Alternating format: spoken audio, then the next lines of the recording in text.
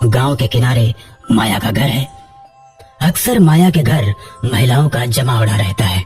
माया के घर औरतों के जमावड़े के पीछे दो वजहें हैं।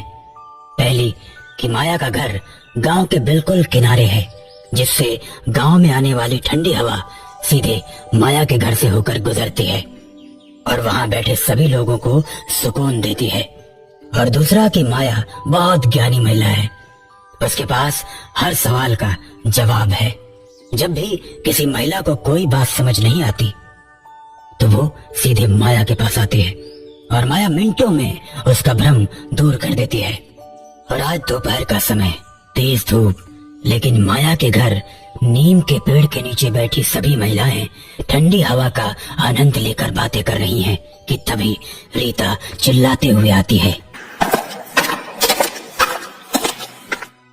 माया दीदी, भाभी कल दोपहर से गायब है, न जाने कहाँ चली गई। हम सबने बहुत ढूंढा लेकिन उनका कहीं कुछ पता नहीं चला। अभी रीता की बात खत्म नहीं हुई होती है कि तभी पूजा दौड़ती हुई आती है। माया दीदी, अम्मा ना जाने दोपहर से कहाँ चली गई। पापा ने बहुत ढूंढा, मामा के घर भी फोन किया, पर उनका कहीं पता नहीं चला। मेरी मदद कीजिए दीदी। ये कहकर पूजा रोने लगती है। तभी रमेश भी अपने दोस्तों के साथ परेशान और बेहाल सा भागा हुआ आता है। दीदी, गजब हो गया दीदी। माया परेशान हो जाती है क्योंकि उसे पता है कि रमेश क्या बोलने वाला है। अरे क्या हुआ, बोलो रमेश। दीदी, मेरी और इन सब की पत्नी कल दोपहर से पता नहीं कहाँ गायब हो गई है। हमने बहुत ढूंढा मगर कहीं कुछ पता नहीं चल पा रहा है। दीदी, हमारी मदद करो। ये बोलकर सभी रोने लगते हैं। देखो, सबके साथ एक जैसा हादसा हुआ है। किसी की माँ तो किसी की पत्नी गायब हुई है। कोई आदमी गायब नहीं हुआ है, केवल औरत ही गायब हुई है, और वो भी एक ही दिन, एक ही समय। अब थोड़ी देर सोचने के बाद माया दोबारा बोलती है। अच्छा ये बताओ, कल कोई नया आदमी आया था गांव में? नहीं, कोई नया आदमी नहीं आया था। माया दीदी, कल एक नई चूड़ी वाली आई थी। वो बोल रही थी जो पहले चूड़ी वाली आती थी वो उसकी माँ थी। आजकल वो बीमार है, लेकिन दीदी उसको देख के थोड़ा डर लग रहा था क्योंकि उसका चेहरा अजीब था। पूजा की बात सुनकर माया थोड़ी गंभीर होकर सोचने लगती है। तो कल सब लोग तैयार रहना, जैसे ही वो औरत आती है उस औरत को पकड़ना है। माया तांत्रिक बाबा को फोन करके सारी बात बताती है। तांत्रिक बाबा विक्रमपुर गांव आ जाते हैं। थोड़ी देर ध्यान लगाकर बैठने के बाद तांत्रिक बाबा बोलते हैं। ये कोई आम औरत नहीं, ये तो चुड़ैल है। यही गांव की औरतों को अपने वश में करके ले गई है। तो बाबा, तो वो सभी औरतें कहाँ हैं? उनको बचाइए बाबा। जब तक हम चुड़ैल को नहीं पकड़ लेते तब तक हम कुछ नहीं कर सकते। आने दो उस चुड़ैल को, जैसा मैं बताता हूँ वैसा ही करना। तांत्रिक बाबा गांव वालों को सारी योजना समझा देते हैं। सभी लोग उनकी योजना को अच्छे से समझ लेते हैं। उसके बाद अगले दिन का इंतजार करते हैं। अगले दिन दोपहर जैसे ही 12 बजते हैं तो औरत अपने सिर पर चूड़ी की टोकरी लिए गांव में आती है।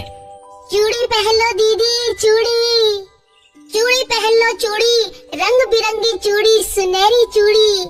तांत्रिक बाबा की योजना के अनुसार राधिका चूड़ी वाली को आवाज लगाती है। अरे ओ बहन, यहाँ आओ, चूड़ियाँ दिखाओ जरा।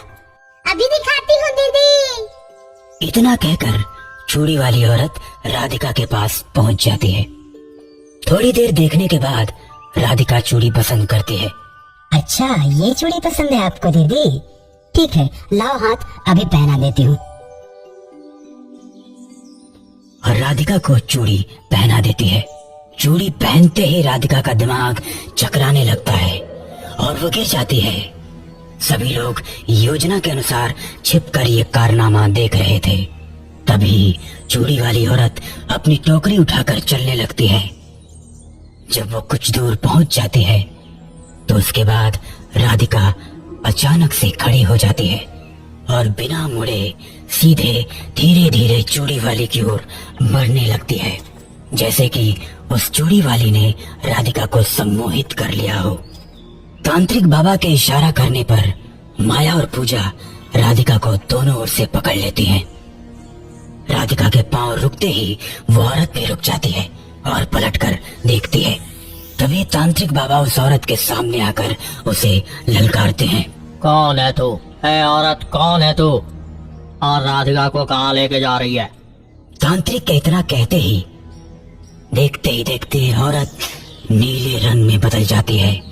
उसकी लाल आंखें एकदम भयानक लगती हैं। ए तांत्रिक, मेरे रास्ते से हट जा, मेरे सामने टिक नहीं पाएगा। तेरे जैसे कितने ही तांत्रिकों को मैं मार चुकी हूँ। हट जा, नहीं तो तू भी जिंदा बच नहीं पाएगा। मैं यहाँ मरने नहीं बल्कि मारने आया हूँ। रुक, तुझे तेरी औकात दिखाता हूँ। तांत्रिक बाबा जैसे ही कमंडल के जल पर मंत्र पढ़कर चुड़ैल के ऊपर फेंकते हैं, वैसे ही चुड़ैल जंजीरों में बंध जाती है। ए तांत्रिक, मुझे छोड़ दे। मैं समझ गई तू बहुत ताकतवर है, लेकिन मुझे छोड़ दे। मुझे अपना बदला पूरा करने दे, उसके बाद मुझे बांध लेना। बता, क्या है तेरा बदला? तब तुझे मुक्ति दिला दूंगा। अब चुड़ैल के पास कोई चारा नहीं होता। हार कर उसे कहानी बतानी पड़ती है। 20 साल पहले की बात है। मैं इस गांव में चूड़ी बेचने आया करती थी, और भी कई औरतें यहाँ चूड़ी बेचने आया करती थी, लेकिन सब लोग मुझसे ही चूड़ियाँ लेते, क्योंकि मेरी चूड़ियाँ सबसे सस्ती और अच्छी थी। मेरे साथ वाली मालती इसी बात से चिढ़ती थी। एक दिन उसने मेरी टोकरी से सारी चूड़ियाँ निकाल दी और उसकी जगह नकली चूड़ियाँ रख दी। मैंने जिसको वह चूड़ियाँ बेची, सबकी चूड़ियाँ कुछ दिनों में टूट गई। और कुछ दिन बाद जब मैं वापस गांव गई तो मालती वहाँ चूड़ी बेच रही थी। लोगों ने मुझे देखते ही धक्के मारकर गांव से निकाल दिया और मेरी चूड़ियों को आग की भट्टी में डाल दिया। झूठे इल्जाम का अपमान मैं सहन नहीं कर पाई और मैंने आत्महत्या कर ली। लेकिन सभी औरतें कहाँ हैं जिनको तुम उठा कर ले गई हो? उन सब को मैंने कैद करके रखा है। जैसे ही 100 औरतें हो जाएंगी, मैं उन सब को मार दूंगी। और मालती का क्या किया तुमने? हाँ, सबसे पहले मैंने मालती को ही मारा। जो बुढ़िया यहाँ आती थी वो ही मालती थी। इतना सुनते ही तांत्रिक गुस्से से भर जाता है और बोलता है, तेरा बदला पूरा हुआ, अब तेरी मुक्ति का समय आ गया है।